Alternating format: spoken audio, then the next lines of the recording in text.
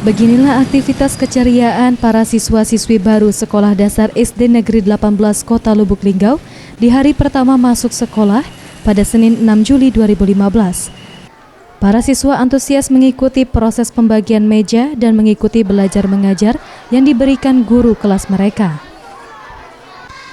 Selain para siswa yang semangat mengikuti proses belajar di ruang kelas, tampak juga para wali murid yang mengantar dan menyaksikan anak-anak mereka yang tengah belajar. Mengingat di hari pertama masuk sekolah, kebanyakan siswa-siswi baru didampingi para orang tua mereka karena belum terbiasa. Haryatun Insiayah, Kepala Sekolah SD Negeri 18 Lubuk Linggau mengatakan, untuk tahun ini pihak sekolah menerima siswa-siswi baru sebanyak 3 kelas yang disesuaikan dengan usia anak-anak mulai dari 5,5 tahun hingga 7 tahun ke atas. Itu kelas, ya sejak tahun kemarin pulang. Kelasnya menurut umur, peringkat umur.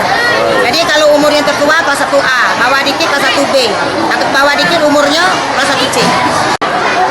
Karena kami penerimaan kan menurut Juknis, tanggal 29 buka, baru kami menerima siswa.